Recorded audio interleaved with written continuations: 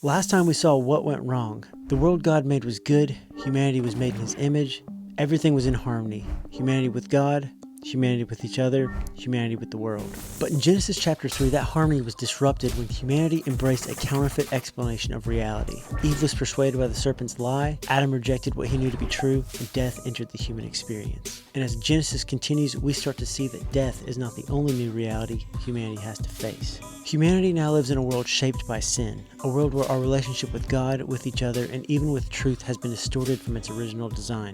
So that leaves us with the question that we ended with last time. If humanity lost access to life, can life ever be restored? And if God is doing something about that problem, how do we even know? What's up everyone, Dane here. Welcome to In Context, the channel that's all about helping you better understand the Bible in its proper context. Today we're going to keep following the storyline and notice a pattern. The way later generations could know what God was doing was through preserved revelation, a record of His words and actions in history. But before we talk about whether that record can be trusted, we need to ask a more basic question. Why would a written record be needed at all? And as we keep reading, the need for that kind of record starts to become clear. The first thing we need to notice is this: God does not go silent. Even after humanity's rebellion, God continues speaking. He calls out to Adam. He asks questions. He invites dialogue. He explains the consequences of what has happened, and he begins revealing that the story is not over. Before Adam and Eve leave the garden, God also clothes them. They had tried to cover themselves with fig leaves, but God provides a better covering for them. That detail matters because even while God holds His moral creatures accountable, He still cares for them. He does not treat what happened lightly, but He does not abandon the people He created either. So even after the fall, we are still seeing the same God we were introduced to in Genesis 1 and 2. Personal, relational, good, just and gracious, and still involved with humanity. And as Genesis continues, we see this communication does not stop. God speaks with Cain. He interacts with Noah. He calls Abram.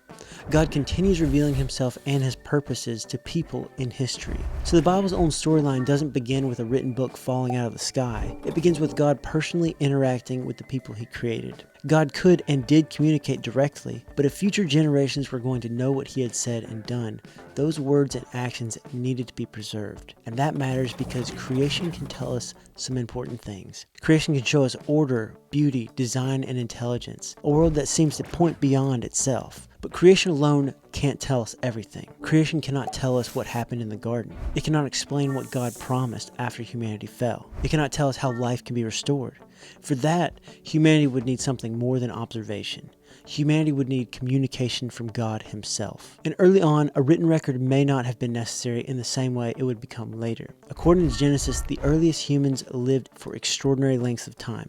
Genesis 5 says Adam lived 930 years. That means the first man, the one who experienced the garden, the fall, and God's words directly, could have personally passed that knowledge down to many generations after him. The people closer to those events were still alive for a very long time. But eventually, that changes. Humanity multiplies, people spread out, lifespans begin to decrease, and each generation becomes farther removed from the original events. And now sin and deception are part of the human story. So even if long lifespans could help preserve access to the original events, they could not remove the potential problem of human distortion. Over time, stories could change, details can fade, traditions could form, and what began as real history could start to sound like myth. So if God was revealing His plan to restore what humanity lost, that truth needed to outlive the people who first received it. That's where the written record becomes so important. Later in history, God calls a man named Moses. Moses is called to lead the Hebrew people out of bondage in Egypt. But Moses is not just some random guy. He is connected to a much larger story. These are the descendants of Abraham, the man God promised would become a great nation and through whose family line blessing would eventually come to all the nations of the world. And that promise connects back to the hope already hinted at in Genesis chapter 3, that the damage caused by the serpent would not have the final word. So by the time Moses enters the story, God is forming a nation, a people who would carry His words, preserve His promises, and eventually become the family line through which the promised deliverer would come.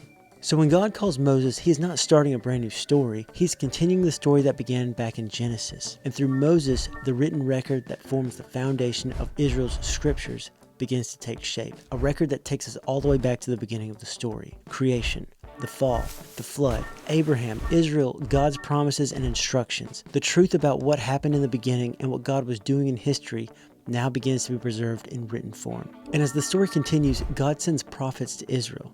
They warn, they remind, they call people back to what God had already said, and they point forward to what God is still going to do. So the Bible is not presented as a random collection of spiritual ideas. It claims to preserve the record of God's interactions with humanity across history. The Bible presents this written record as God's communication preserved through human agents, not merely human beings recording their own religious opinions. It tells us where we came from, what went wrong, why death became part of the human experience, what God promised, and how He continued revealing His plan to restore what was lost. And this is why a written record matters, because if God is working in history to restore life, then future generations need a reliable way to know what He said, what He did, and what He promised. They need more than memories passed from generation to generation, more than scattered traditions, more than competing explanations of reality. They need preserved revelation. And according to the Bible, that is what Scripture is, the preserved record of God's words, actions, promises, warnings, and purposes in history. But of course that raises the next major question.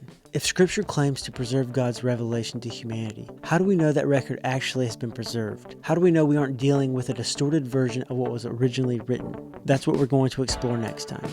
Thanks for watching. If you enjoyed this video, give it a like. And if you want to follow along as we keep exploring these questions, don't forget to subscribe so you don't miss the next episode in this series. Thanks to everyone who makes this ministry possible. And as always, when reading your Bible, remember to keep it in context.